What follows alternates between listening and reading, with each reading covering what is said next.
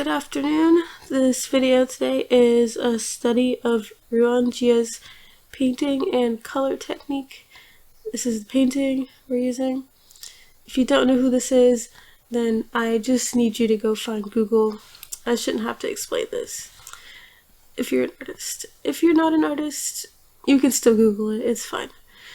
So the first part of this is just me trying to find a brush and settings that I can work with. I usually like something rectangular with high opacity and a bit of texture. I know a lot of professional artists say that all you need is a round brush, but I need more than that. I need all the brushes, the wet brushes, the dry brushes, the rectangular brushes, the triangular brushes, the square brushes. I need all of that to be happy because I get bored. I get bored a lot, and if I'm not mentally or emotionally invested in using the tool or even the painting, creating the painting, that increases the chances of the art being not great to look at by about 50%, and that's mostly just because I don't like it. I didn't enjoy it. So how can you put the love into something that you're not interested into? This is one of the reasons I'm curious to start making my own brushes, so that when I get bored, I don't have to spend like 30 minutes finding a brush that someone else made that also looks good to use to me. Although recently the brush set from Yuming is another artist. I will probably link that down below. Their brushes are really good and I haven't been bored yet, so I'm pretty happy about that. I've made brushes in the past, but it was mainly changing settings around on whims, randomly guessing, seeing what comes of it. It's a fun exercise. I recommend it to everyone. I would really like to know what I'm doing though, and if I could do more. More and more these days, I find myself unable to start with a clean sketch. It just seems like a hassle to spend 15 minutes doing something that you can map out as you go. Like, I'm tired here. It's okay if your face is slightly wonky looking in the beginning, as long as I save 5 minutes or so of energy. In addition, this is a study. If it was a commission, I would definitely sketch it first. This is why for portraits, I like to start out by blocking out colors, because it's just for me, no one else is going to see it. Well, you guys are seeing it, but I don't think you care, because it's not your money. It feels like a good exercise for being able to identify shapes in art as well. Now you get to watch me struggle to identify the colors in this piece, because I impulsively chose this due to the gorgeous tone in the hair and skin. It has so many colors in it. It's gonna require a lot of layering probably, and going back and forth. It has tons of hue variation too. If it wasn't so much work, I'd love to incorporate that into my normal style, but I don't have the energy for that. And did you know that light purple reflected light is the prettiest thing you can add into an illustration? Just put it in the shadows. It makes everything look better. I debated on whether it was important to include the bottom half of this portrait, and I've decided that it is not important. My strategy is to stare at the original, and any color that I can identify, smack it onto my painting. Whether it is the exact right color or not, I don't know.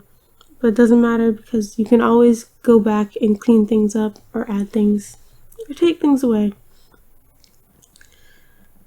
Something I really like about the one layer color block method is everything is together, meaning if I want to adjust the light, I don't have to switch layers or create a new layer or use layer modes.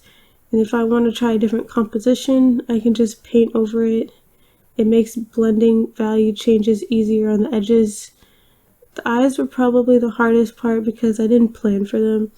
I was mostly worrying about the skin tone and the hair intensity coming through. As a result, the shape and proportion are a little off. And she ended up looking really derpy for the longest time, but I ignored it because I didn't want to obsess and nitpick over one area for too long. It's bad and creates tunnel vision, so don't do that. I'll never be bold enough to get pink hair, I don't think. I'll leave that to the cyberspace ladies and rock and roll ladies and ladies that like to kiss other ladies. You're all amazing and beautiful. Maybe I can get a cute wig from a cosplay store. That way it's not permanent and damaging. I'm not interested in having to go through 2 to 3 rounds of bleach because I have black hair that's really thick, so it would take a lot. It can't look like a wig though. I don't want to be one of those people when you look at them you can tell that they have on a cheap wig and like the track is visible and it's glued down and stuff. We're finally getting to the part where I tackle the hair, screaming, crying, throwing up, layering, texture.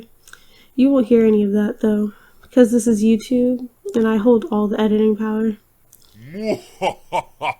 So here's the final.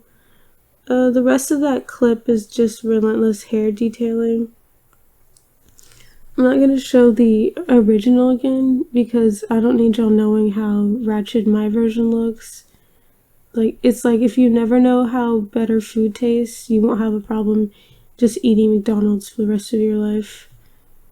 Well, some people like McDonald's, like genuinely enjoy it more than regular food. I can't relate.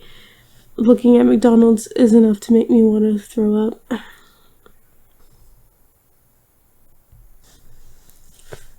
Looking at a lot of Ruan's pieces online, you have to wonder how much time he takes on these, how much it took for him to reach this type of conclusion, how many years he spent studying in school, figuring out the exact formula to create these images.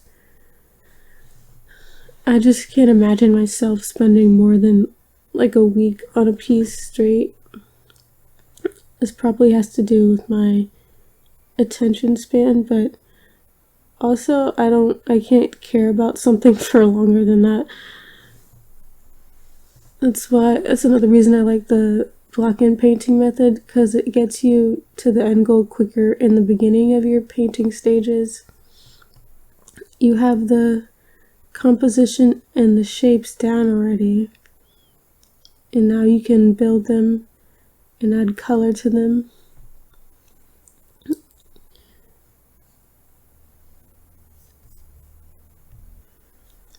And you don't have to erase a sketch halfway through.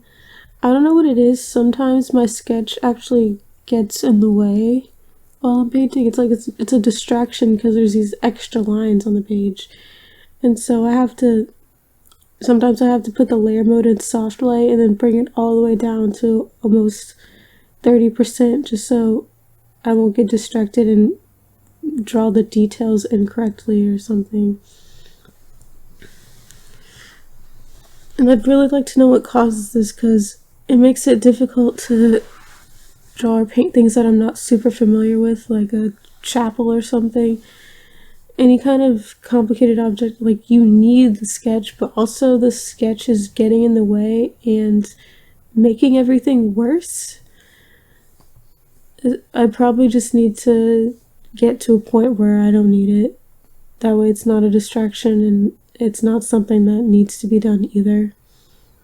Just completely do away with it in certain situations. I think this painting's looking pretty good. If you see any random cuts or fadeaways and the commentary doesn't match, it's because this is a voiceover. And I did the best I could to make it match up, but it's not quite matching up. So bear with me there. So this is all I have for today. What unique, famous, iconic artists do you guys think I should cover next in this series? comment below if you have any suggestions. Right now I have a few ideas, but these are just my favorite artists. I'm gonna try to write it up on the screen. And like and subscribe if you enjoyed the video. See you next week.